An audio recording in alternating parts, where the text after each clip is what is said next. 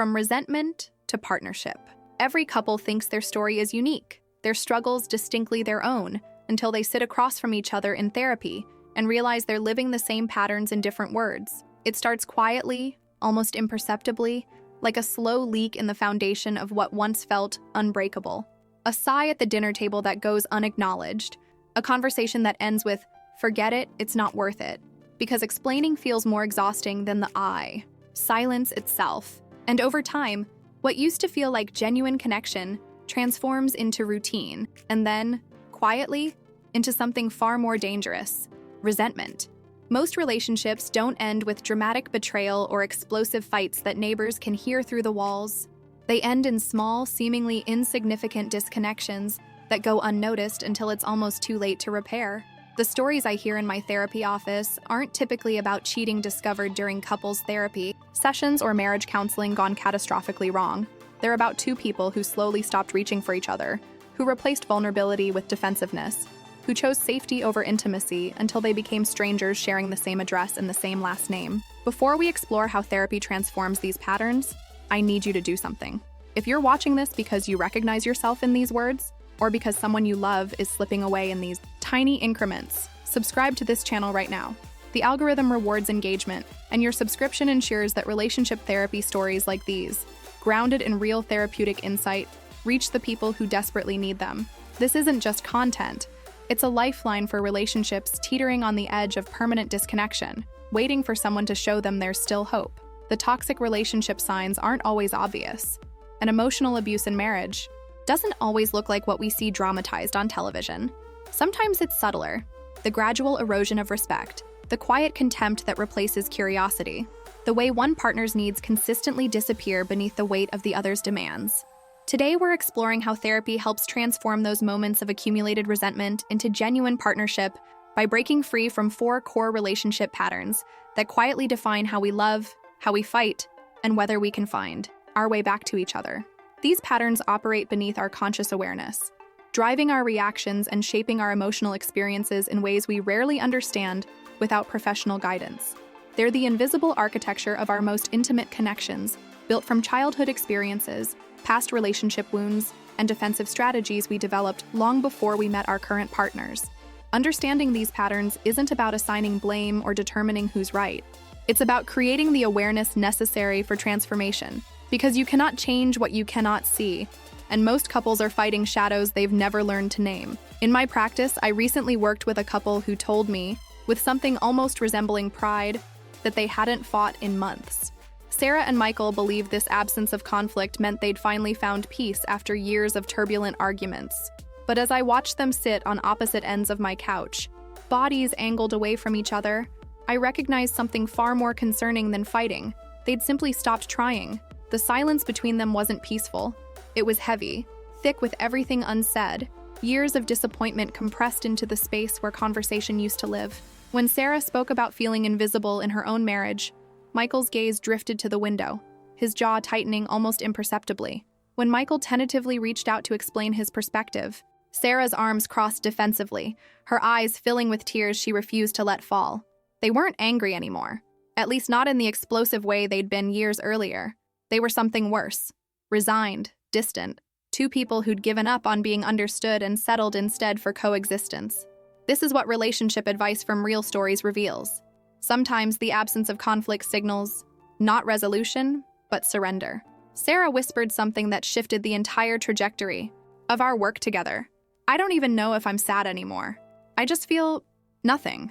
Michael's response was equally devastating in its quiet honesty. "I stopped trying to make you happy because nothing I did ever seemed enough." This is the moment when therapy reveals the truth that couples have been avoiding, sometimes for years. Not dramatic revelations like discovering betrayal in therapy or a therapist exposing lies, but the simple, heartbreaking acknowledgement that they've lost each other, somewhere along the way. That's when the real work begins, when the carefully constructed defenses start to crack, and the vulnerable truth underneath finally has permission to speak. Resentment, I've learned through thousands of hours in this chair, isn't the opposite of love. It's love that's been waiting too long to be understood. Connection that's been trying desperately to get someone's attention, needs that have been screaming silently beneath layers of protection and pride. When couples finally recognize this, When they understand that their anger is actually a distorted expression of how much they still care, transformation becomes possible. But understanding this requires first identifying which of the 4 core relationship patterns has been running their connection like invisible programming. These patterns aren't character flaws or signs of fundamental incompatibility. They're adaptive strategies that once served a purpose, but now create the very disconnection they were designed to prevent. Each pattern has its own emotional signature, its own rhythm of pain and protection. And recognizing yours is the first essential step toward breaking free from cycles that have kept you trapped in resentment instead of partnership. The most common pattern I encounter in couples therapy sessions is what we call the pursuer-withdrawer dynamic, and it's absolutely agonizing for both partners involved. The pursuer craves connection, conversation, and emotional reassurance, often increasing their efforts to engage as they sense their partner pulling away. The withdrawer, overwhelmed by what feels like constant demands and criticism, retreats into silence or distraction as a form of self-protection. What neither partner realizes is that they're creating the exact outcome they most fear. The pursuer's intensity drives the withdrawer further away, and the withdrawer's distance makes the pursuer more desperate to reconnect. I watched this play out with devastating clarity with a couple I'll call Jennifer and David. Jennifer described feeling like she was chasing a ghost, constantly trying to initiate meaningful conversations, while David retreated into work, sports, or his phone. From her perspective, his withdrawal was evidence that he didn't care, that she wasn't important enough to prioritize. But when David finally found words for his experience, he described feeling suffocated, explaining that her requests for connection felt like criticisms of his inadequacy. He wasn't withdrawing because he didn't care. He was protecting himself from the shame of never feeling good enough. This is where relationship therapy stories become genuinely transformative, because the pursuer-withdrawer dynamic isn't about one partner being right and the other wrong. It's about 2 people whose nervous systems are responding to perceived threats in fundamentally different ways. The pursuer often comes from backgrounds where connection was inconsistent or conditional, creating what attachment researchers call anxious attachment. Their pursuit isn't manipulation. It's a survival strategy developed in childhood when getting someone's attention literally meant getting their needs met. Understanding this reframes neediness as a legitimate response to past experiences of abandonment or inconsistency. The withdrawer, conversely, often learned early that emotions were overwhelming, dangerous, or unwelcome, developing what's termed avoidant attachment. They're not cold or uncaring. They're protecting themselves the only way they learned how. David eventually explained that in his family of origin, expressing needs led to criticism or being told to toughen up, so he learned to handle everything independently. When Jennifer pursued him for emotional connection, his nervous system interpreted it as danger, triggering automatic withdrawal before his conscious mind could even process what was happening. This isn't about conscious choice. It's about deeply ingrained neurological patterns. The breakthrough comes when both partners understand that they're not actually fighting each other. They're fighting their own nervous system's outdated protection strategies. When Jennifer learned that David's withdrawal wasn't rejection, but overwhelm, she could approach him differently, giving him the space to return rather than chasing him further away. When David understood that Jennifer's pursuit was her way of reaching for safety, not criticizing his inadequacy, he could stay present rather than automatically retreating. This shift from blame to curiosity, from "you're doing this to me" to "we're both trapped in this pattern together," creates the foundation for everything that follows. The second pattern that dominates my therapy office is the critic-defender dynamic, and it's particularly insidious because both partners believe they're fighting for something legitimate and important. The critic uses blame, complaints, and sometimes contempt to express underlying needs for change or attention. The defender responds with justifications, excuses, or counter-criticism to protect themselves from what feels like constant attack. Over time, this pattern erodes respect and safety until every conversation becomes a potential battlefield, even discussions about whose turn it is to buy groceries or what to watch on television. I worked with a couple, Amanda and Jason, whose every interaction had become weaponized. Amanda would say, "You never help around the house," and Jason would immediately counter with, "I took out the trash yesterday. You never notice what I do." Amanda wasn't actually interested in a detailed accounting of household chores. Beneath her criticism was a desperate plea. "I feel alone in managing our life together, and I need you to care about that." But her words came out as attacks because she'd learned that being nice about her needs meant they got ignored entirely, a pattern established in her first marriage. Jason's defensiveness wasn't irrational or oversensitive. though Amanda often accused him of being unable to take feedback. His childhood featured a hypercritical parent who used shame as a primary parenting tool, creating neural pathways that interpreted any criticism as existential threat. When Amanda criticized, Jason's brain flooded with stress hormones, triggering the fight-or-flight response before rational thought could engage. His defensiveness was literally a survival mechanism, his psyche trying to protect him from the annihilating shame he experienced as a child whenever he fell short of impossible standards. This pattern connects directly to what people search for online: toxic relationship signs, emotional abuse in marriage, husband gaslighting wife scenarios. But here's what's crucial to understand. The critic-defender dynamic doesn't necessarily mean the relationship is abusive or that either partner is toxic. Sometimes it means two fundamentally good people are trapped in a pattern that brings out their worst selves, where legitimate needs get expressed through criticism because gentler approaches have historically failed, and where defensiveness has become so automatic that accepting responsibility feels psychologically impossible without intensive support. The transformation happens when the critic learns to identify and express the vulnerable need beneath their criticism, and when the defender develops enough safety to hear feedback without immediately protecting themselves. I taught Amanda to replace "you never help" with "I'm feeling overwhelmed and I need support," which removed the accusatory tone that triggered Jason's defenses. Simultaneously, Jason learned to pause when he felt criticized, take 3 breaths to let his nervous system settle, and ask, "What do you need from me?" instead of immediately justifying his actions. These aren't just communication techniques. They're neural retraining exercises that gradually rewire decades of protective patterning. The third relationship pattern I encounter frequently, particularly in my work with couples where resentment has calcified into their daily reality, is the controller-escaper dynamic. The controller needs certainty, predictability, and a sense of influence over their environment and relationship. The escaper craves freedom, spontaneity, and autonomy, often rebelling against what feels like constant surveillance or management. This pattern is less about emotions and more about power. Who gets to decide how things are done, how time is spent, how money is allocated, how the relationship itself is structured and maintained? I remember Rebecca and Martin, whose marriage had become an exhausting negotiation over every minor decision. Rebecca needed to know Martin's schedule constantly, became anxious when plans changed unexpectedly, and had specific ideas about how their home should be organized, how they should parent, even how social events should be navigated. Martin felt suffocated, describing their relationship as living with a manager, not a partner. He'd started deliberately withholding information about his plans, taking longer routes home from work, finding small acts of rebellion that gave him a sense of autonomy he couldn't find elsewhere. What neither initially understood was that Rebecca's controlling behavior wasn't about domination or trust issues, though Martin often accused her of not trusting him. Her need for control was rooted in childhood chaos. An alcoholic parent whose unpredictability created constant anxiety, teaching her nervous system that safety meant knowing what would happen next and trying to manage every variable.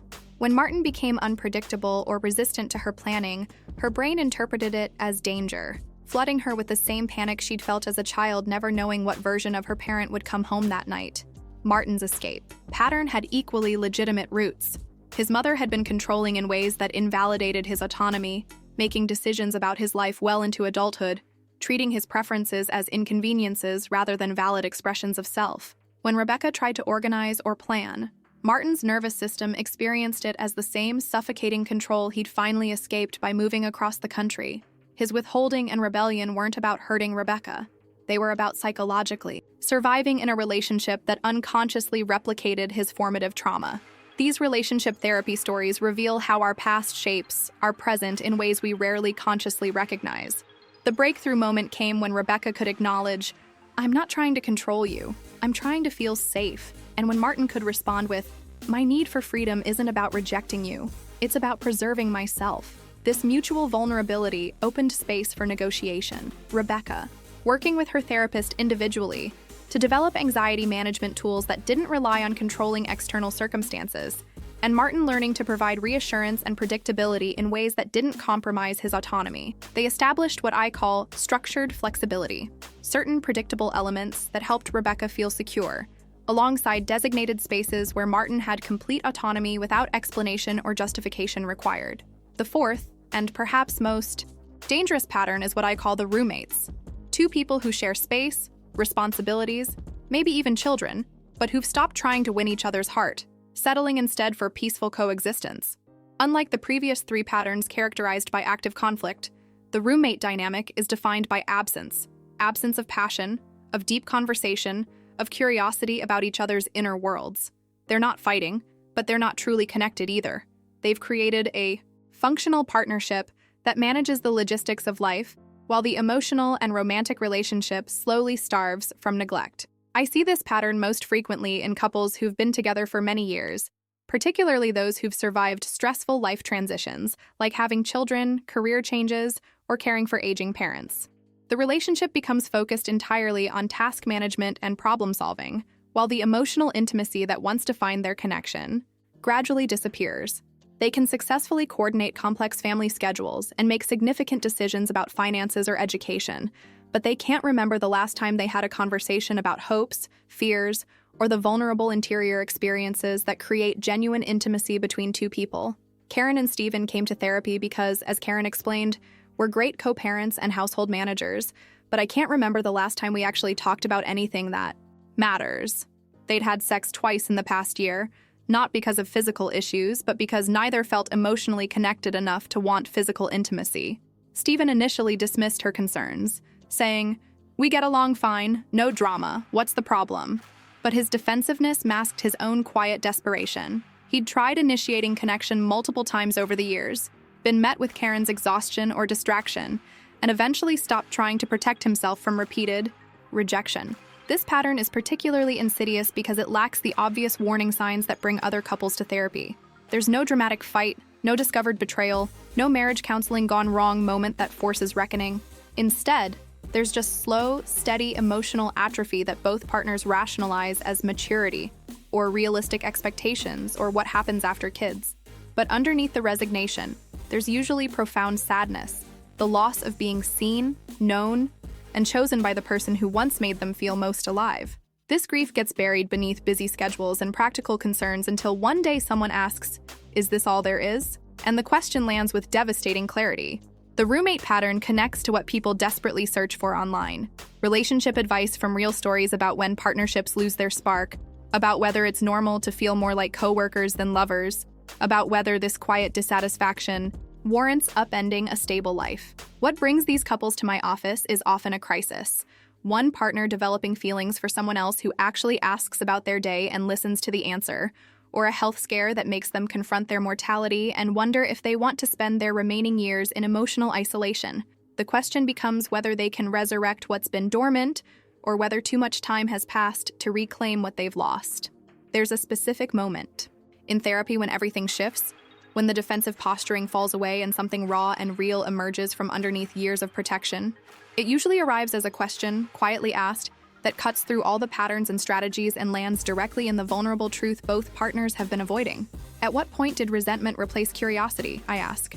When did us become you versus me? These aren't rhetorical questions. They're invitations to identify the exact you moment when the relationship trajectory changed, when love started transforming into something harder and colder, and infinitely more lonely. With Sarah and Michael, the couple who'd stopped fighting because they'd stopped trying, this moment came 6 weeks into our work together. We'd been exploring their pursuer-withdrawer pattern, the way Sarah's bids for connection triggered Michael's withdrawal, which intensified Sarah's pursuit in an endless, exhausting cycle. Then Sarah said something that changed everything. "I miss how we used to laugh." Her voice broke on the word laugh, and for the first time in months, Michael looked directly at her instead of at the floor or the window, or the abstract art on my office wall. That simple statement, "I miss how we used to laugh," accomplished what 6 weeks of communication techniques and attachment theory education hadn't quite managed. It reminded both of them that underneath the patterns and the pain, there was still love, still longing, still a memory of joy they'd shared. Michael's eyes filled with tears, which Sarah had told me she hadn't seen in years. "I miss that too," he whispered. "I miss you." This is the moment when therapy reveals the truth that's been buried beneath protective strategies, that both partners are still there, still wanting connection, still hoping the other person will reach back if they dare to reach out first. These breakthrough moments don't always involve declarations of continued love. Sometimes the turning point is acknowledging painful truth. "I don't know if I love you anymore, but I know I don't want to keep living like this." That statement, devastating as it sounds, creates possibility because it replaces the numb resignation of the roommate pattern with honest engagement. When Amanda, the critic, finally said to Jason, "I attack you because I'm terrified you'll leave if I show you how scared and small I actually feel," her criticism transformed from weapon to vulnerability, creating space for Jason to lower his defenses and respond to her actual need rather than her distorted expression of it. The turning point varies by pattern and by couple, but it always involves one essential shift, from defending positions to revealing fears. "I control everything because chaos feels like dying" creates different possibilities than "you're too sensitive to my input." "I withdraw because I'm afraid I'll never be enough" opens different doors than "you're too demanding." When partners can articulate the vulnerable fear driving their pattern, abandonment, inadequacy, loss of self, irrelevance, they stop being adversaries and become allies against the shared enemy, the patterns that have been running their relationship without their conscious awareness or consent. But knowing the patterns is only the beginning of transformation. The real work requires facing what those patterns have been protecting them from feeling. The most difficult phase of relationship therapy isn't identifying the patterns or even having the breakthrough moment of vulnerability. It's what comes after, when couples must face the accumulated damage those patterns have created. By the time most couples reach my office, they're not fighting to win arguments anymore. They're fighting to feel close again, to reclaim some sense of emotional safety and intimacy they've lost somewhere along the journey. And that's the hardest part, realizing that the person you've been protecting yourself from is the very person you've been longing for, that your defensive strategies have created the exact disconnection they were designed to prevent. This is where relationship therapy stories become genuinely painful, where the work requires confronting not just current patterns but their historical origins and accumulated costs. Rebecca, the controller, had to acknowledge that her need for certainty had slowly strangled Martin's ability to show up authentically in their marriage, that she'd prioritized her own anxiety reduction over his legitimate need for autonomy. Martin had to face that his rebellion and withholding, while understandable given his history, had left Rebecca feeling abandoned and alone, constantly anxious without any of the partnership that might have helped her manage that anxiety. Neither was wrong, but both had caused harm. The toxic relationship signs people search for online often focus on obvious abuse, gaslighting, manipulation, deliberate cruelty. But many couples face something more subtle and more common, the mutual harm that accumulates when two people are operating from wounded places, without awareness or tools to do differently. Amanda's criticism had eroded Jason's self-esteem over years, leaving him feeling fundamentally inadequate in ways that extended beyond their relationship into his work and friendships. Jason's constant defensiveness had left Amanda feeling perpetually unheard and invalidated, wondering if her perceptions of reality could be trusted, experiencing a subtle form of what people call gaslighting, even though Jason had no conscious intention to manipulate her perception. This phase of therapy requires what I call compassionate accountability, holding space for understanding why people developed their patterns, while also acknowledging the impact those patterns have had on their partners. "You're not wrong for feeling angry," I tell them. "You're hurt. You're not broken for pulling away. You're scared of losing yourself. But also, your anger has damaged your partner's sense of safety. Your withdrawal has left them feeling abandoned and alone. Both truths coexist. You've done the best you could with the tools you had, and your best hasn't been enough to prevent significant harm." That reality is devastating to confront. Some couples can't move through this phase. The accumulated resentment is too deep, the harm too extensive, the trust too thoroughly eroded. When a wife discovers betrayal in therapy, or when a therapist exposes lies one partner has been maintaining, sometimes the foundation is too damaged to rebuild. Even without dramatic revelations like cheating in therapy sessions, sometimes couples realize they've become so entrenched in their patterns, caused each other so much pain, that continuing together would require more than either has left to give. And sometimes, the most compassionate choice is recognizing that truth and finding a different path forward, one that involves separation rather than continued partnership. But for couples who choose to stay and do the work, this painful acknowledgement becomes the foundation for something new. Here's what most people misunderstand about couples therapy.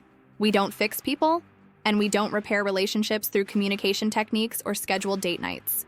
What we actually do is help partners understand the invisible architecture of their connection, the patterns operating beneath, their conscious awareness that determine how safe they feel, how they interpret each other's actions, and whether they can access vulnerability or only their protective strategies. In therapy, We uncover the patterns that keep people from feeling safe together.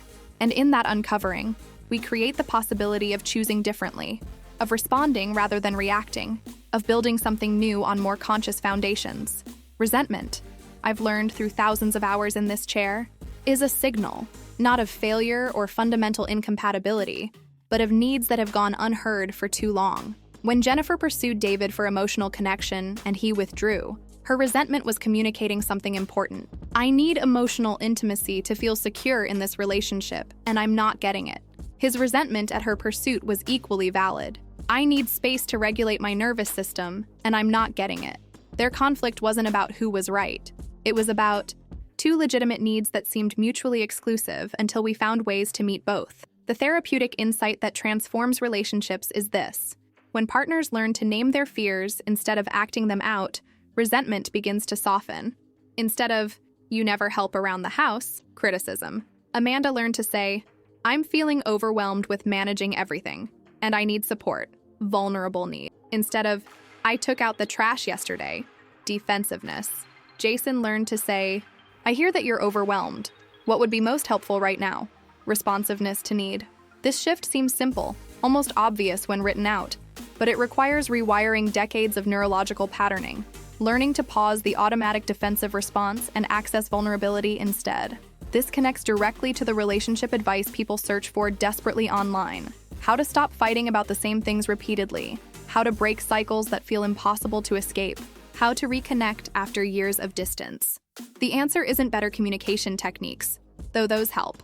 It's developing what researchers call mentalizing capacity, the ability to hold in mind that your partner is a separate person with their own valid internal experience, shaped by history and biology and circumstances you may not fully understand.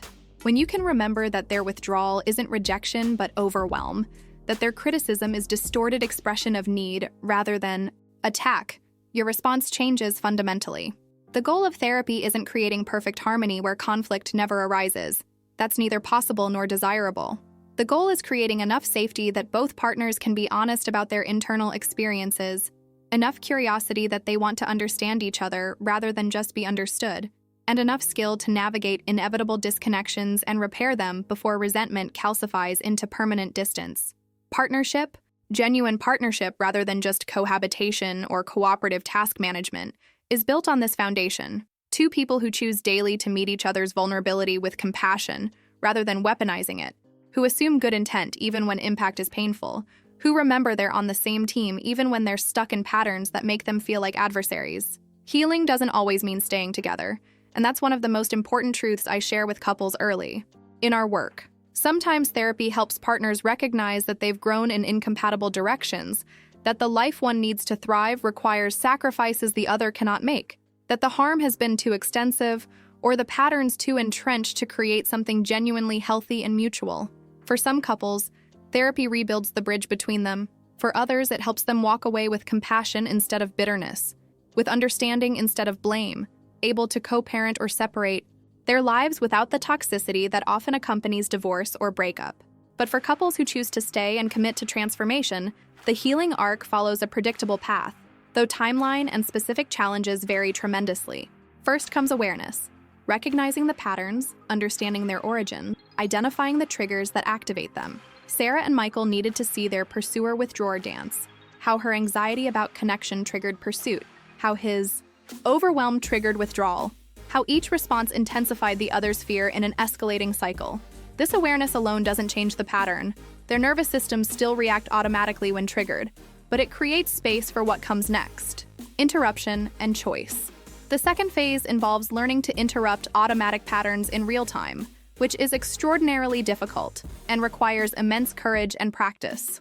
When Jennifer felt the familiar panic of Michael pulling away and her system prepared to pursue, she learned to pause, name what was happening internally, and ask for what she needed directly rather than chasing. When Michael felt overwhelmed by emotional intensity and his system prepared to withdraw, he learned to communicate. "I need 20 minutes to regulate, and then I'll come back," rather than disappearing without explanation, which gave Jennifer enough reassurance that he would return to manage her anxiety about abandonment.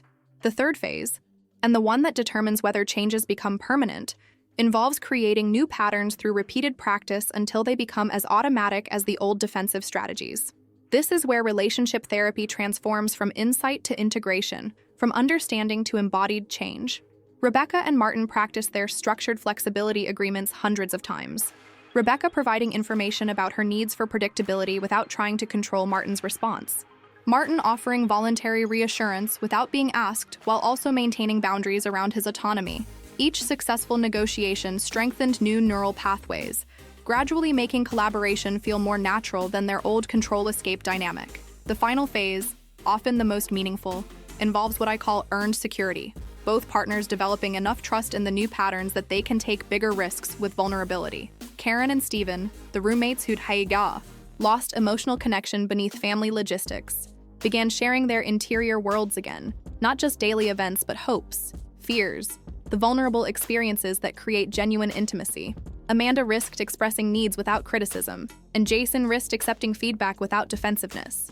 These moments of vulnerability, met consistently with compassion rather than weaponization, gradually replaced resentment with something that felt new even though it was actually a return to what they'd had before life, and unhealed wounds and unconscious patterns had stolen it from them. Let me share how these healing arcs actually unfolded for the couples whose stories have woven through this exploration. Because relationship therapy stories matter most when they're honest about both success and limitation. Jennifer and David, the pursuer and withdrawer, made remarkable progress through our 6 months of intensive work together.